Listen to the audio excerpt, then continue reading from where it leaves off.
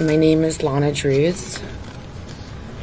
In 2018, while I was living and working as a model in Beverly Hills, and I also owned a fashion software company, I had contact with Eric Swalwell on 3 separate occasions after meeting him socially. He offered me connections to further my software company, and I also had an interest in local politics. He invited me to 2 public events.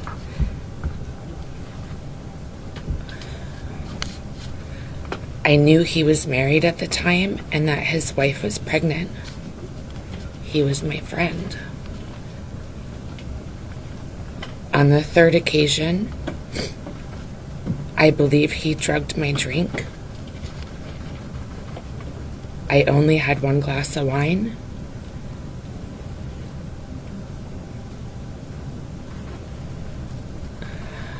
We were supposed to go to a political event, and he said he needed to get paperwork from his hotel room. When I arrived at his hotel room, I was already incapacitated, and I couldn't move my arms or my body. He raped me, and he choked me. And while he was choking me, I lost consciousness. And I thought I died. I did not consent to any sexual activity. Although I did not undergo a rape kit at the time, I disclosed the assault to the people closest to me. I also recorded these events in my handwritten calendar. The assault and its impact were later documented during my therapy sessions at a sexual assault center in Connecticut. It had a profound impact on my mental health. I self-medicated in an unhealthy way. I did not want to live anymore. I cried all the time for years. At the time, I was in a dating relationship with a boyfriend I was fully committed to.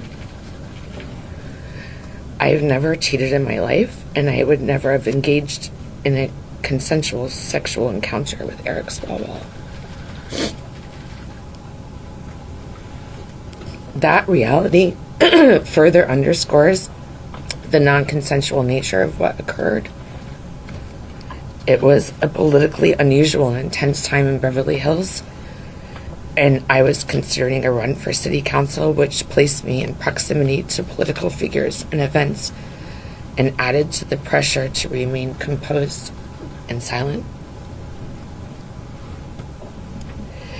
Eric was aware I owned a software company, and he spoke repeatedly about his ability to make introductions in Silicon Valley,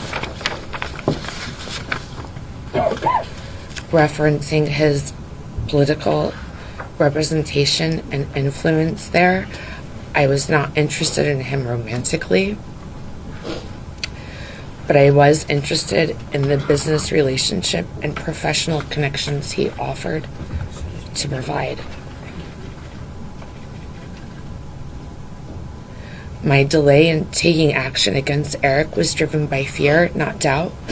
Fear of his political power, his background as an attorney, and his family law enforcement ties.